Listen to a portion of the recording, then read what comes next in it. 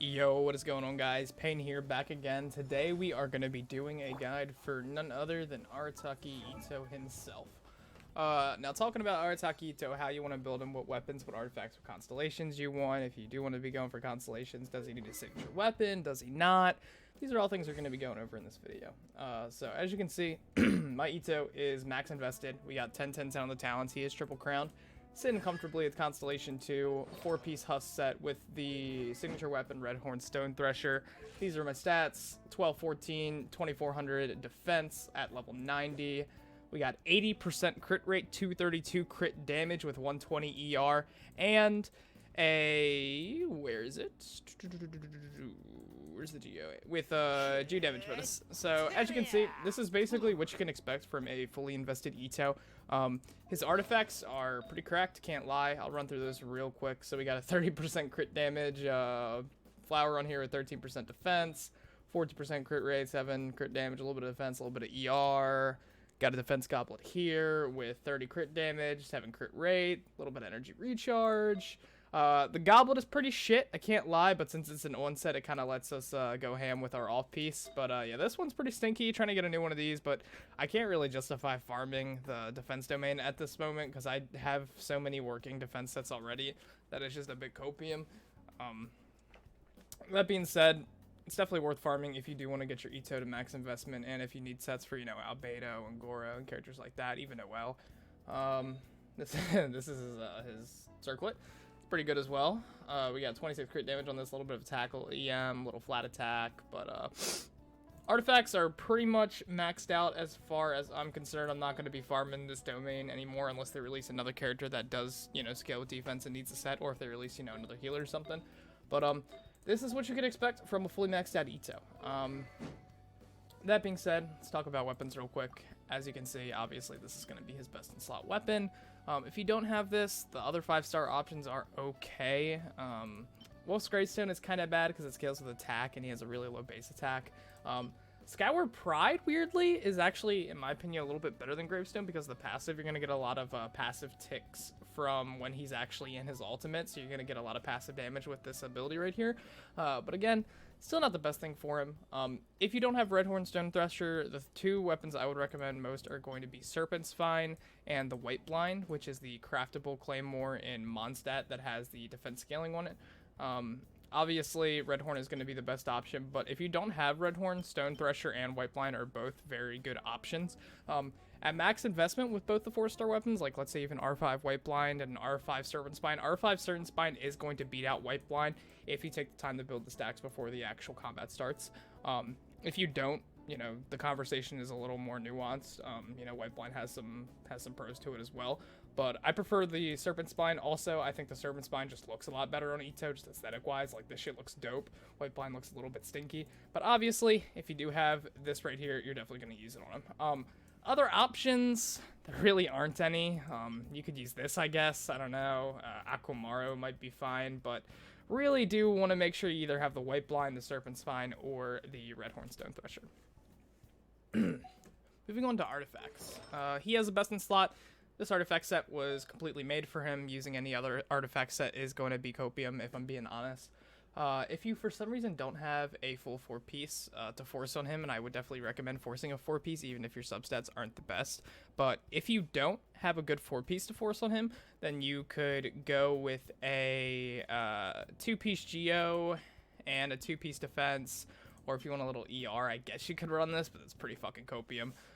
So the only two sets I would really recommend are 2-piece Geo and 2-piece Husk or 4-piece Husk. Obviously, 4-piece Husk, again, is his best in slot, and that's what you should be using once you reach that end game with him. Going over to constellations. ITTO's constellations aren't super necessary. If we're being honest, they do help a lot with his energy recharge problems from time to time. Obviously, his C1 is going to make it so you can, you know, hold down the charge attack button a little more in his ult because you're going to get 2 stacks when you use it. And then you're also going to be gaining stacks while you're in your ultimate, which is pretty good. C1 is definitely a good boost to power level.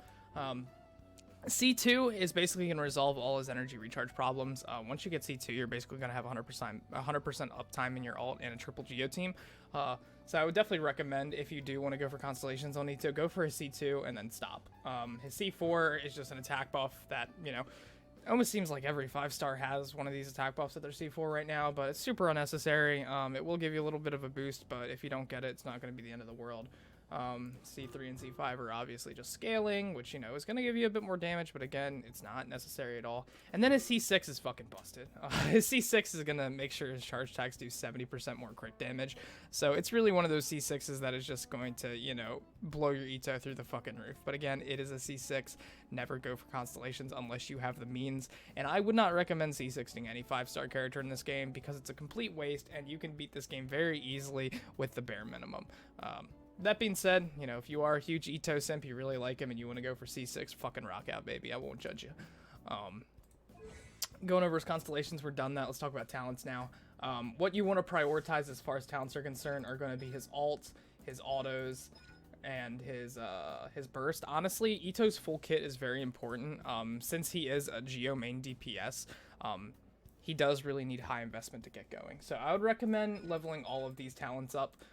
But if you really do want to try to min-max your resources, you can go like 10-10-8 here. But again, Ushi can put out some crazy damage even by himself, so I would recommend maxing him out if you have the means to do so.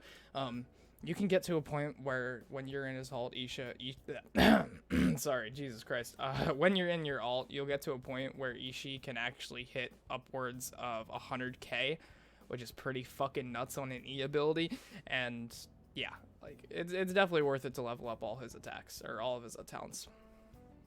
Going over his passives, this is going to make it so when you are using consecutive charge attacks in his ult, you're going to get increased attack speed, and that's going to max out at 30%. It's also going to increase his resistance to interruptions, so you can, you know, keep slapping away without worrying about getting knocked back or anything like that. This is going to increase his defense on his charge attack slashes by 35%, which is pretty good. As you can see, mine is 2400, so you're going to get 35% of that. You're probably going to be with a fully maxed out ITTO, if you have, you know, this weapon, of course. You're going to be sitting around 22 to 2400. If you don't, you're probably going to be around 1800 to 2k defense, if I had to guess. Actually, we can just check right here. Sorry, let me switch this over. You can see what kind of stats you can expect here. Yeah, so 2200 right here is what we're looking at. What are the stats with this weapon? 100% crit rate? Yeah, it's funny. All right. Let's switch back now. But yeah, as you can see, ITTO's whole kit screams that he's a main DPS, so I definitely play him as such. He has some really good passives. They're going to make it so he can put out a ton of damage while on his ult. And also, his passive ability, while passives don't matter too much, it actually is pretty useful. You know, you get additional wood when you farm, which is nice if you are a teapot gamer. That being said, it's pretty much all we have to go over as far as his kit. We can talk about team comps real quick before we jump into the showcase, so let's do that. Team comps for ITTO are pretty simple. I would definitely recommend running him in a full Geo team. Obviously, if you don't have a C4 Goro, which enables him to be a healer, you can just run a Bennett in the slot instead, or, you know, another healer of your choice. It doesn't really matter. But you definitely want to have ITTO in a triple Geo team with Goro. These guys were made for each other, and you definitely want to play them together. If you don't have Goro at C4, I'd probably recommend going like Zhongli, so you don't have to worry about dodging or anything like that. You can just put a shield up at Unga Bunga, so you go like Zhongli, Goro, ITTO, and where is he? And like Bennett? It's not a bad team comp. Honestly, this probably puts out more DPS, or you can get some higher damage numbers with ITTO with this opposed to the full Geo team. But I personally just like running the full Geo team because I think it's fun. Also, I really like Albedo as a character. So this is what we're going to be using for the showcase. Let's just jump into that real quick. I'm not going to be demonstrating on the Primo Geo Bishop like I usually do because he has a bunch of Geo resistance. So let's demonstrate on our boy Child real quick.